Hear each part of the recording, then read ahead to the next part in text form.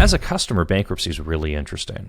It's interesting when you're selecting service providers because if you're a current customer of an entity that's going into bankruptcy, you've probably seen service degrade to a point that's pretty much unbearable. And if you're going through that, I empathize for you. It's a terrible place to be because there's not much you're going to get out of it. Now, hopefully the bankruptcy is going to resolve some of those issues. Maybe whatever segment you sit in is in segment that's dissolved and you can escape it that way, but maybe not. More than likely, maybe not. And if you're in the process of selecting service providers and you're out in the market and you're looking for service, a potential supplier is in bankruptcy currently. That's something to kind of consider and think about. And not from a place of necessarily bad. I mean, you don't want to be signing a contract with an entity that's still going through the process. If you cannot wait for them to finish the bankruptcy process, advise you probably go with somebody else. If your timing works out, and this is why this is relevant, if your timing works out and you're talking about executing a contract for service from that supplier,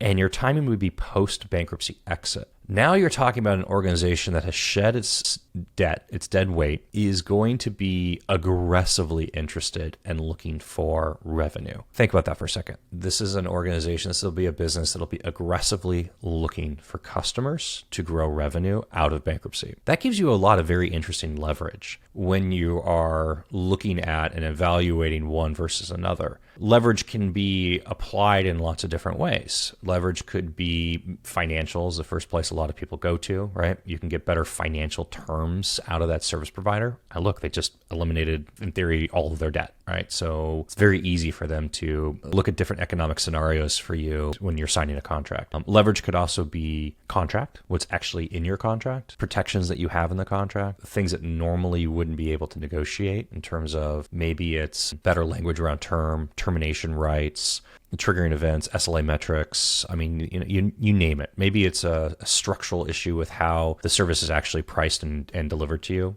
financially. It could be leverage around access to team, what kind of resources they're going to dedicate to you, who you're going to work with from an executive sponsor, what the scope of services you receive. I mean, the examples here just kind of keep going on and on and on in terms of whenever you have a trading partner, you have a supplier here that really wants your business, of course that becomes the easiest time to interact with that supplier as a potential customer and as a prospect for them.